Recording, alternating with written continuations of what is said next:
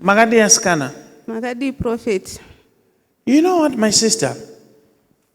Iwe tingati uri munhani mararo here? Mararo, mavato, une mararo here? Zvakangotanga pandakaroorwa ndibatsire uprofeti. Panongwa tsono kafa. Unoziva na uine munhu ane mavato uri pama 1. Ya, anogona kutofuma akaisa gumbo pahuro pako so. Kana kukurova zvibhakera. Zvinewo mavato uri kuita ndei nai mwanangu? Ndiri kutomuka ndiri pasi murume ari pamubhedha. Yo, serious. Now, be frank or to be honest. Jacket rawakapfeka nderani? Ndakangoriwana riri mumba memurume zvinhu zvakasiyiwa natete vakaenda Joni. I love it. I love it. All right. So iwewe murume wako akambokuudza here kuti anga akaroora? Hongu prophet. Saka mukadzi wacharo? Akanditi zvona akamubata nechikomba vakasiyana.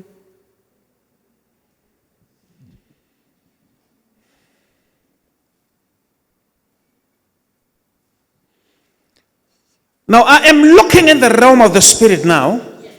Ndaoneswa ini dambudziko riri pauri nderekuti zvinhu zviri kuitika zviri mysterious, mashiripiti kwauri, hauzvinzwisise. Chokwadi prophet, ndibatsire, ndo dambudziko randisvitsa pano. Now, chandinetsa ndaona kuti murume uyu haana kukubudira pachena panyaya dzemarriage because akakunyepera. Nokuti ini ndiri kunzi mudzimai wemurume uyu akashayika. Saka zvinhu zvirimo mumba zvamuri kushandisa, including mubhedha wamuri kuvata nehembe dzauri kupfeka, ihembe dzemufi. Thus says the Lord.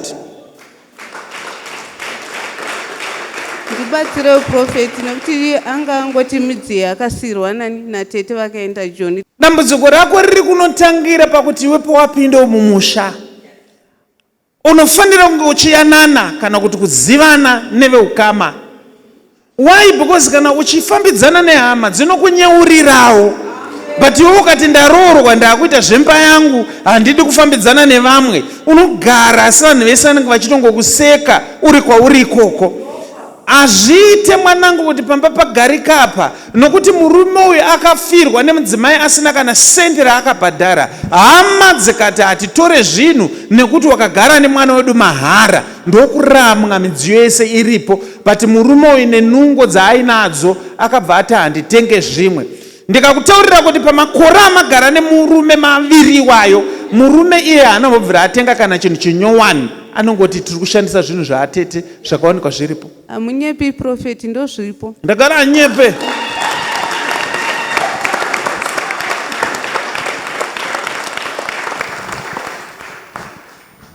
Solution ndeyekutobvisa jaketi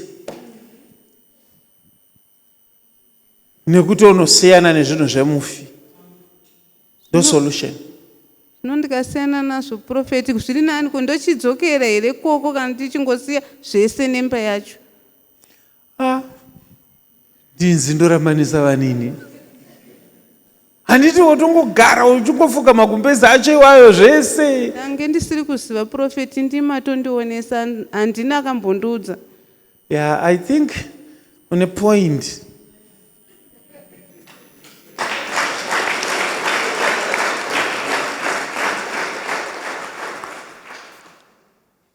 Kudzokera kumunhu ane history yekuti abvise mari, abvise kana senda, hana matyira. Hai moindi mwanangu. Ini chandingangoita kukubatsira, but kukutaurira chokwadi. Kukutaurira chokwadi. Dauri mwana wamai vangu, ndaikuudza pafair kuti hazvina dhiri zvamuri kuita. But unoziva manje inini handidaro manje. Chirekeza ndokunamatira. Asi kumunamato wandakuita ndowokukubatsira kuti uzive zvizhinji pamusoro pemurume uyu. Nokuti kana achinyepa pahembe dzemufi asina hama yake iri kumufambira izvozvi, kweiwe ndiwo ungazozvigona wega. chokwadi profeti, hapana rutombouya pamba. Chisimudza maoko. Father, I pray for her right now as I speak blessings upon her life. Father, protect and guide her in the mighty name of Jesus. Give her wisdom how to handle the situation.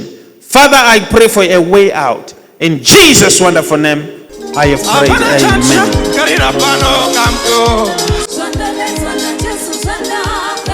Are you ready to dance now? Mutare Revival Night na Prophet Freddy yauya. Goodness and Mercy Ministries inokudzirai Mutare Revival Night musiwe Friday 27 March 2026 pa Queen's Hall paduze ne Civic Center Mutare CBD. Mukana wama 1-on-1 nemuno wa Mwari unenge uripo.